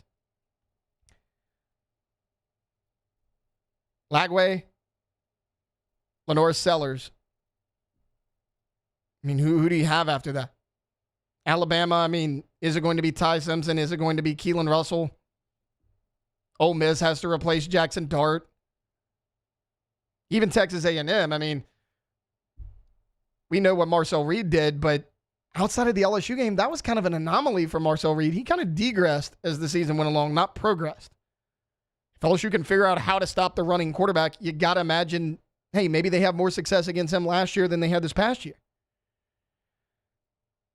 As far as the SEC goes, I'm taking Garrett Nussmeier head-to-head over pretty much every quarterback in the SEC, Lenore Sellers included. So if you can get past Clemson and Cade Klubnik, one of the top quarterbacks in the country, even if you don't, and you take care of business and you do what you're supposed to do in the SEC, they got them as the sixth easiest schedule, and I can kind of see that. I think the schedule lines up favorably for LSU for the most part. All right, look, we have talked a lot today about a lot of different topics. We hit Saints, LSU in the first hour. LSU just there. Chris Blair hopped on from the LSU Sports Radio Network to talk basketball and baseball. Joe Healy of D1 Baseball. Luke Johnson talked with us about his thoughts on Doug Nusmeier being named the New Orleans Saints offensive coordinator. Look, we're going to step away. When we get back, we're going to close this thing out like we do every day with Take It or Leave It. It's a Thursday edition of the Hunt Palmer Show, brought to you by Rouse's Market. We'll be back. 104.5 ESPN Baton Rouge. The Hunt Palmer Show. Genesis of Baton Rouge, genesisofbatonrouge.com. They're the only fully exclusive Genesis dealer in the state of Louisiana, and they're right here in Baton Rouge. I told y'all earlier this week, we were driving, my wife goes, "Oh, that's that car I really like. It's the Genesis." And she had no idea that I even do this. I was like, yeah, they're really nice. They're really, really nice. And you should know it too. You don't see a ton of Genesis on the road because it's fairly new to our city here. They've only been at that location for a year and a half, but go check it out. It's a luxury vehicle. It's a luxury experience to be a Genesis driver. That means 3 years of complimentary maintenance, a 10-year, 100,000-mile warranty. It's a luxury experience at a reasonable price over at Genesis of Baton Rouge. Every single car that's on the lot at Genesis of Baton Rouge is online at genesisofbatonrouge.com. And all of them, every single model, from the entry level to the highest end, come with the same safety features. Safety is a priority for Genesis. Go check them out. Genesis of Baton Rouge. They're online at genesisofbatonrouge.com. That's Genesis of Baton Rouge.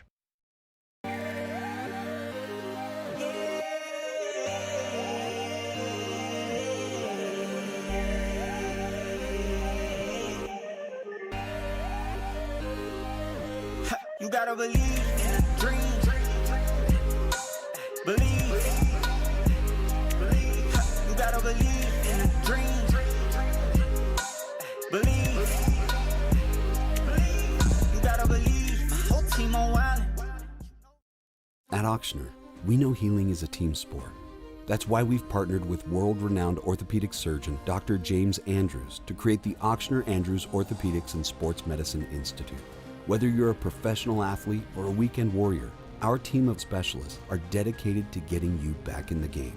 So whatever your reasons are for reaching your personal best, we've only got one: you. Auctioner Andrews Institute.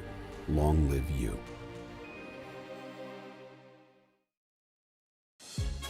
There's never been a better time to catch a John Deere deal from the crew of Sunshine. Ask us about our low monthly payment options on our tractor packages and let the good times roll. With equipment strong enough to power one of the world's largest celebrations, we've got your needs covered too. Learn more about what it means to be powered by Sunshine at sunequip.com. Some restrictions apply. See dealer for details. Offer ends March 5th, 2025.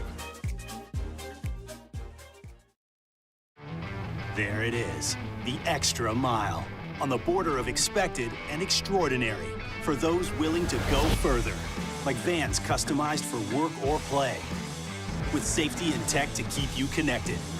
supported by a 5-star sales, service, and finance team, and backed by the 1-star you know. So go the extra mile.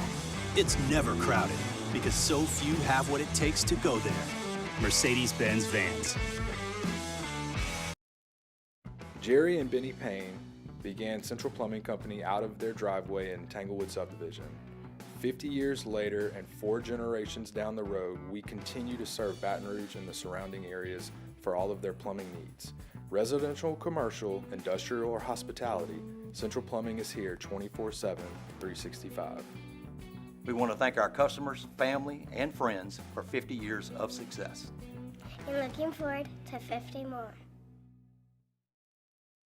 Crime has serious consequences, but anyone can make a mistake. If you find yourself in trouble with the law, know that you have rights, and it's okay to demand them. The law offices of O.C. Brown are here to protect you and your rights. Felony or misdemeanor, DUI or drug charge. No matter what crime you're accused of, you still have rights. Let the law offices of O.C. Brown uphold them. Call 225-343-11. This is the Hunt Palmer Show, brought to you by Rouse's Supermarkets.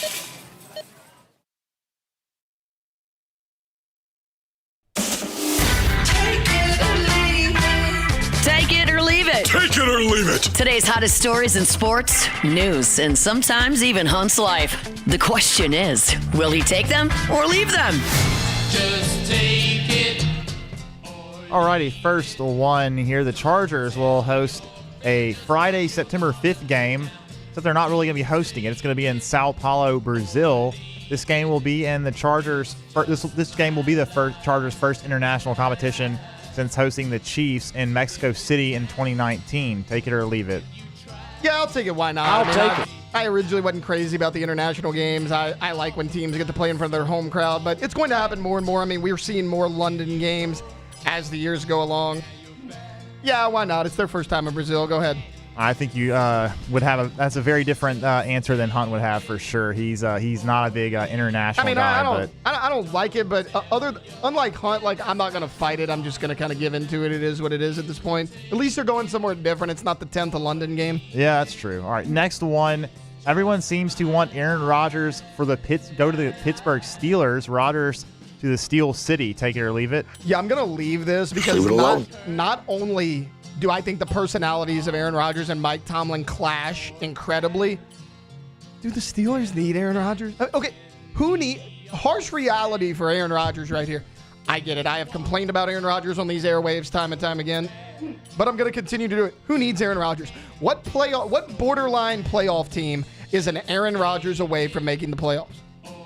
You really can't find one. I mean, are they better off signing Justin Fields and Russell Wilson? Probably. I mean, what is Aaron Rodgers going to bring to this team? No, I'm leaving it. I'm done with Aaron Rodgers. Yeah, I don't know why anyone would want to take on Aaron Rodgers for everything that he is, considering what happened with the Jets. So at this point, it's Aaron Rodgers is like, hey, you can go play for the Tennessee Titans or you can go sit on your couch. That's pretty much where I'm at with Aaron Rodgers. All right, next one. Texas becomes the third big-name program to cancel its spring game, joining Nebraska and USC. This is, according to some people, due to concerns about the transfer portal and the NIL. Take it or leave it. Yeah, I am leaving this. This is dumb. We saw Nebraska do it. USC did it.